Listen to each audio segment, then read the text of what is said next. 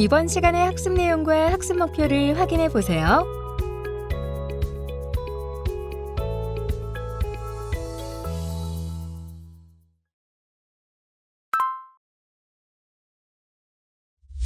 이번 차시는 재난별 자원봉사활동 세부 내용입니다. 실제 통합자원봉사 지원단이 가동된 때 이루어졌던 사례들로 2022년도에 주요한 재난들에서 이루어진 활동들을 좀 말씀드리려고 합니다. 사례를 공유하는 이유는 실제 지원단이 얼마만큼의 역량을 발휘할 수 있는가를 이해하는 데 있어서 중요하고요. 또 하나는 이때 이야기되었던 활동평가의 내용 과정 중에서 나왔던 것들을 같이 공유함으로써 향후에 민간 협력을 좀 더 성공적으로 이끌어낼 수 있다고 판단되기 때문입니다. 첫 번째로 말씀드릴 사례는 강원 산불 대응 사례입니다. 2022년 3월 4일에 발생한 산불 사례로 경북 울진에서 시작돼 강원 영월, 강원 삼척까지 발생을 했었고, 강릉 지역이나 동해 지역에도 마찬가지로 산불 피해가 확산되는 경우였는데요. 이때 재산 피해만 하더라도 시설물 같은 경우가 643동, 그리고 주민 대피로 12개소 327명 정도가 흩어진 바가 있습니다. 당시에 자원봉사는 실제 경북 울진군에서 산불이 발생을 하면서 이후에 중앙센터 및 강원도 경북도 센터 간의 긴급 대응반이 가동이 됐습니다. 그리고 3월 5일에 비상근무 체계 돌입으로 들어갔고요. 3월 7일 같은 경우에 경북 울진과 강원도 일대에 대해서 산불 대응 현황을 공유하고, 그리고 3월 8일 경북 울진 현장을 방문한 이후에 현장에 대한 즉각 대응이 이루어지고, 그리고 3월 9일에는 강원도 동해 현장에 대한 방문과 현장 즉각 대응이 이루어졌습니다. 그리고 3월 10일부터는 경북 울진 그리고 강원도 일대 산불 대응 현황과 현장 간담회 결과를 공유를 하고, 이후에 3월 11일에는 자원봉사 차량에 대한 고속도로 통행료 면제를 시행한다든지, 그리고 자원봉사자 철도운임 면제 시행 등과 같은 것들이 이루어진 바 있는데요. 이때 자원봉사 활동에 대한 추진 현황을 좀 설명드리면, 통합자원봉사지원단 및 재난현장 자원봉사센터 운영 과정 속에서 살펴볼 수 있는데요.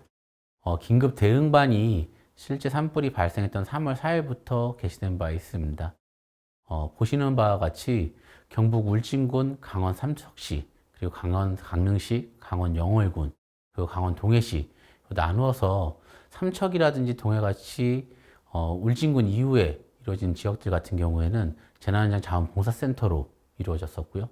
강릉이나 영월같이 뒤늦게 이루어진 지역들 같은 경우에는 현장 지원 정도로 이루어졌는데, 최초 산불이 발생한 경북 울진군 같은 경우에는 통합자원봉사 지원단이 운영이 되었습니다. 이때 자원봉사 활동으로 이루어진 지원 현황의 주요한 내용은 참여 자원봉사자 수만 누계 총 12,303명이었었고요. 그다음에 주요한 활동 분야로는 산불 진화, 급식 지원, 이재민 지원, 그리고 현장 교통 정리 등이 자원봉사에 의해서 이루어진 내용입니다. 다만 이들 자원봉사가 이루어지는 과정에서 현장에서 나온 이야기 중에 하나였는데요. 실제 안전교육 등을 받고 현장에 투입이 되지만 자원봉사자 분들 입장에서 봤을 때는 재난이 계속적으로 진행되고 있는, 즉 산불이 계속적으로 확산되고 있는 현장 상황이었기 때문에 쉽게 접근하거나 활동을 하는 데 있어서 혼란스러운 상황이 계속될 수밖에 없는 상황이었고요. 그리고 실질적으로 어떤 접수처를 만들 수 있는 공간 자체가 부족하고 통제를 하기도 어려운 상황 같은 것들이 있었다는 거죠.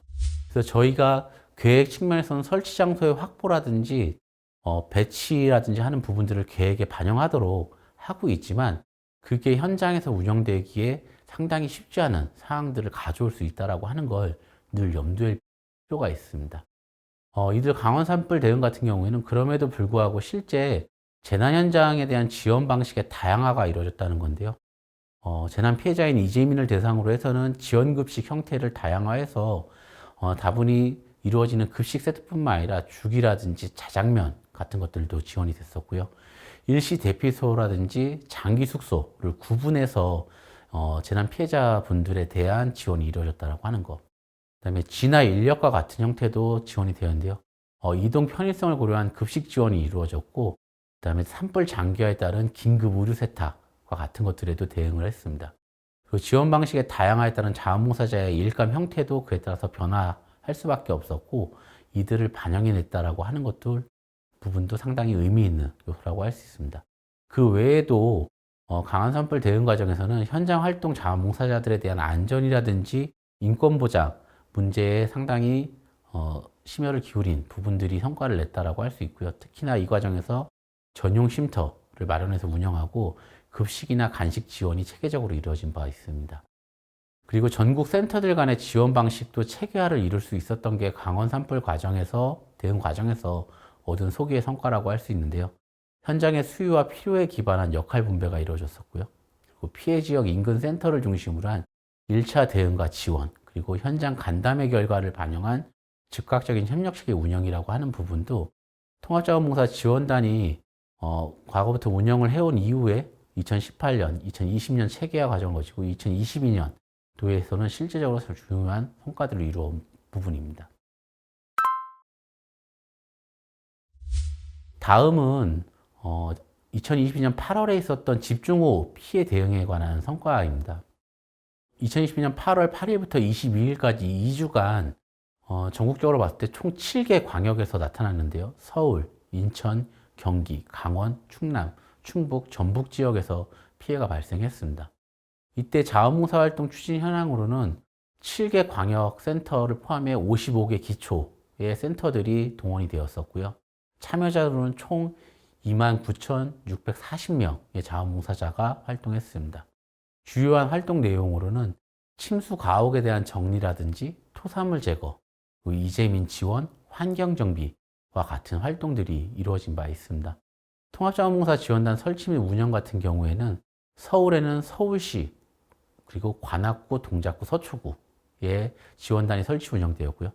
경기 같은 경우에는 경기도에는 지원단이 설치되지 않았지만 여주시, 광주시, 부천시, 군포시에 설치 운영된 바 있습니다. 다만 이때 이루어진 자원봉사 활동 같은 경우에는 2주 기간 동안에 이 집중호우가 진행되는 과정에서 초기 단계에는 상당히 많은 자원봉사자들이 투입이 되었는데 반면에 이 집중호우가 끝나가는 8월 22일을 넘어서면서부터에는 실제 자원봉사자들이 많이 투입이 되지 않은 경험을 가지고 있습니다.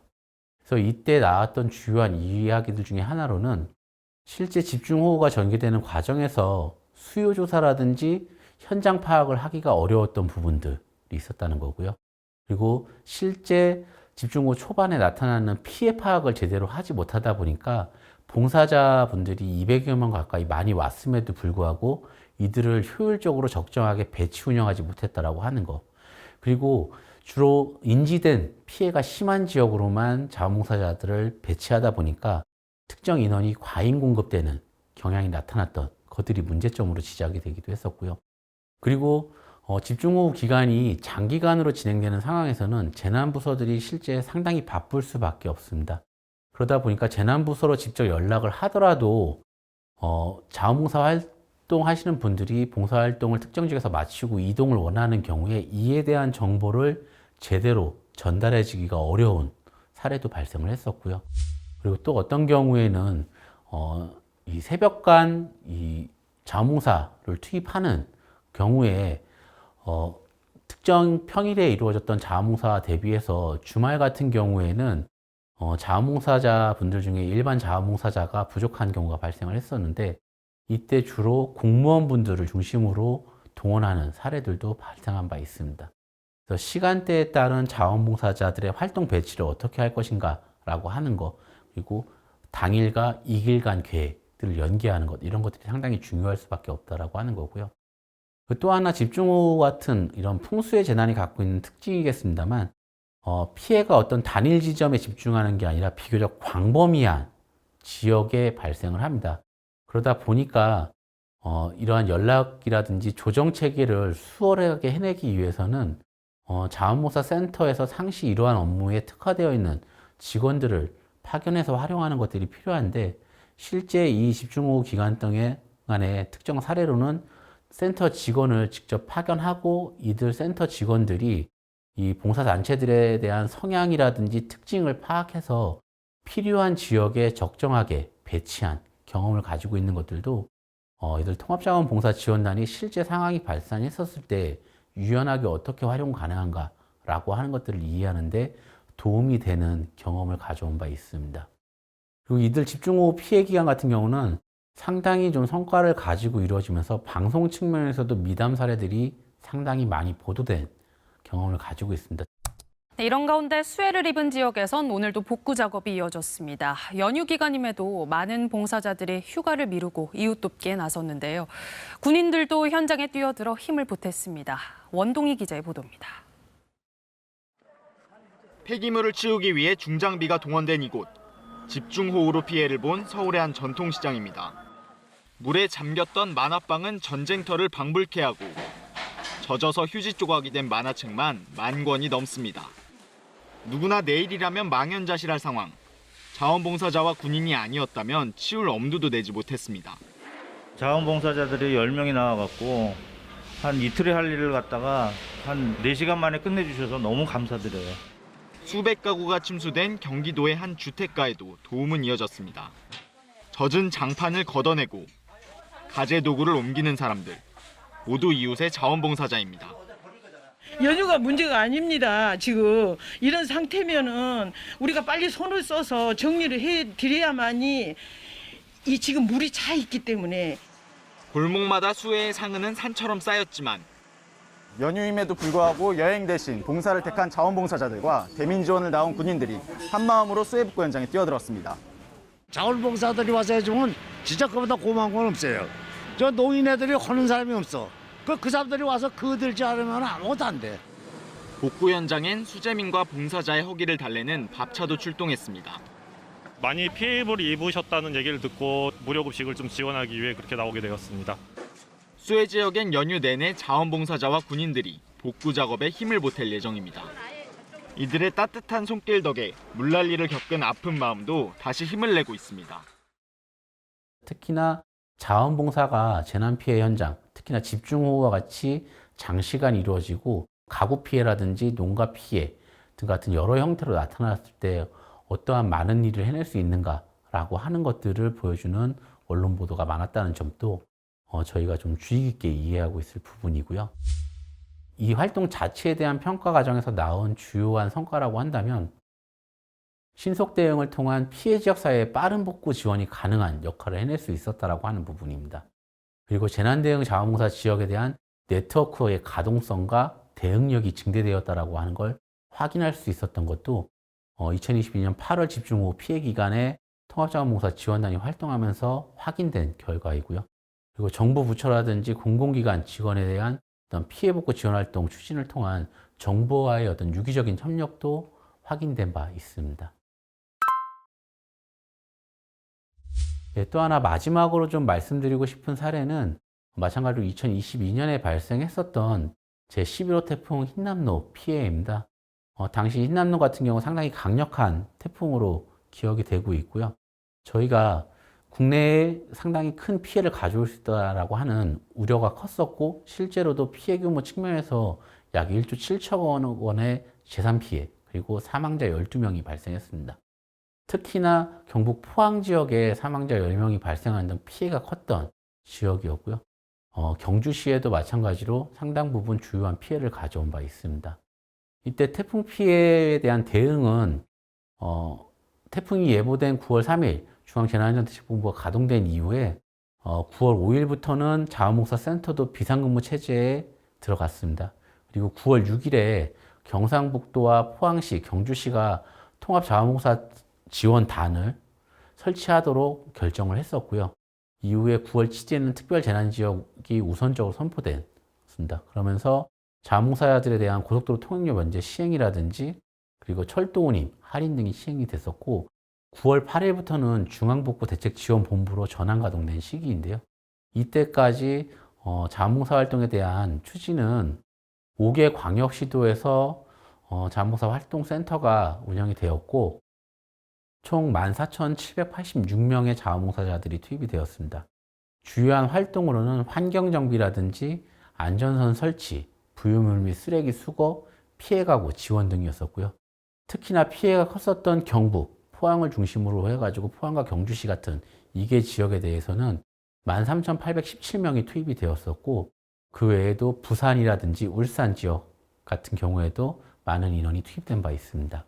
특히나 경북 포항과 경주 활동 같이 피해가 컸던 지역에서는 자원봉사자들의 활동이 상당히 오랜 기간 진행이 되면서 흰남노가 지나간 이후 10월 이후에도 계속적으로 자원봉사자들이 활동한 바 있는 특징을 가지고 있습니다. 따라서 이 부분을 마무리하면서 제가 통합자원봉사지원단의 재난현장 활동을 위한 선행 조건으로 몇 가지 말씀드리고 싶은 부분이 있습니다. 그 첫 번째가 한국중앙자원봉사센터를 중심으로 해서 물론 광역화된 네트워크를 이미 구축해 가고 있습니다만 지역 차원에서도 네트워크는 자기네 광역 시도를 중심으로 해서 좀 더 광역화된 형태를 지속적으로 발전시켜야 된다고 하는 거고요. 두 번째는 행정기관과의 밀접한 관계 형성입니다. 이미 사례에서도 보는 것처럼 실제 재난이 발생하면 재난안전 부서들만으로도 실제 대응을 하기에 버거운 상황에 놓입니다. 그렇기 때문에 사전에 행정기관과 밀접한 관계를 형성하고 유기적 관계 안에서 지원단의 역할이라든지 가능성 등을 충분히 이해시키고 이들과의 관계에서 재난이 발생했을 때 어떻게 활용되고 무엇을 할 것인가 라고 하는 것을 늘 숙지시키는 과정 속에서 민간이 실제 협력할 수 있는 구조를 만들어야 되는 것이고요. 세 번째는 자원봉사 활동과 조정에 누적된 경험들을 지속적으로 축적하는 것입니다. 오늘 이 수업에서도 사례와의 과정이라든지 성과 그리고 한계점을 말씀드리고 있습니다만 실제 지원단의 운영이든 자원봉사 센터가 참여를 하던 민간의 협력 과정 속에서 나타나는 경험이라든지 혹은 결과에 따른 공과 그리고 성패 등에 대해서는 늘 그 경험을 축적하고 함께 공유하는 과정이 필요할 것 같습니다. 그리고 네 번째는 지역 기반의 활동 기관들을 만들어내고 그리고 이들 기관들 사이에서 중추적 역할로서 센터가 자리매김하는 것 이런 것들이 필요하겠고요. 이런 것들을 통해서 마지막으로 자원동원 능력을 확보하는 것 이런 것들이 결국은 통합자원봉사 지원단이 실제 재난 상황 시 가동되는 데 있어서 성공적인 활동을 해내기 위한 가장 선결되어야 될 조건이라고 생각합니다.